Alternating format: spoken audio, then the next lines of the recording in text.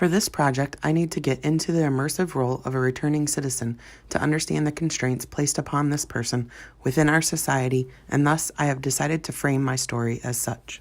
As an associate in an accounting department, I found a way to move some funds around to supplement my weekly paycheck. After 2 years of extra money in my pocket, I got caught.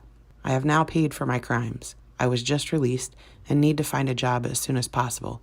I need to find something that pays decent, maybe where I can use my existing skill set and degree in finance.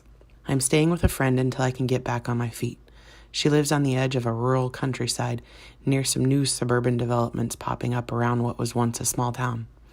I have no money, no phone, no access to the internet, no vehicle, and really just the clothes on my back. The first and second challenges go hand in hand. I need access to the internet to do some research, but my friend doesn't have a computer or internet service. The nearest library is in Lyon Township, about 5.5 miles away. It's not as easy to find access to public transportation in rural and suburban areas as it is in the cities. The closest bus stops are much farther than I need to go. Uber and Lyft require apps on smartphones or computers and a credit card, of which I have none. So I decided to bum a ride from another friend. The visit to the library was at first a little confusing.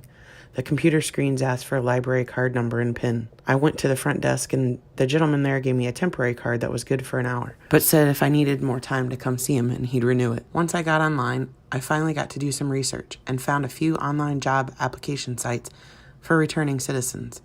But I had so many questions about how to get started. I don't know how to talk about what happened at my last job, so I found a few places that help people like me so I can get some help. There are a few in Detroit, but there is a Michigan Works office in Novi that is much closer, and I might be able to bum another ride to get there. So that's what I choose to do. I get another ride from a friend, and she takes me to the Michigan Works office, where I meet with the director, Michelle York. She informs me that the process includes an orientation, assignment of a case manager who helps you set measurable goals, that I have to document my hours of effort for my parole officer, that some employers require fidelity bonding, which is an insurance for the employer in case something goes wrong. They offer paid internships by working directly through them, allowing an employer to test run with me before they commit to hiring me direct.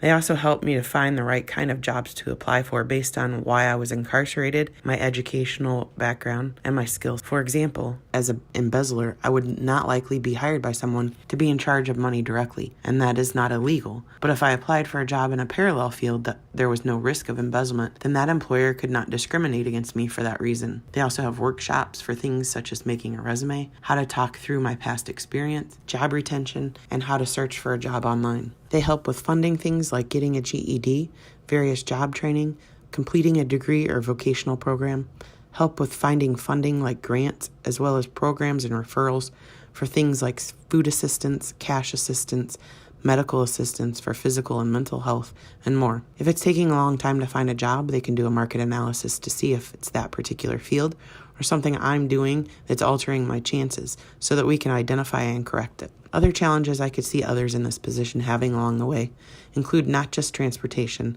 technology access, and funds, but depending on how long someone has been incarcerated, the changes in technology might be daunting, the way people look for employment, access to proper attire, and the amount of time it will take to get proper training for the job that they want.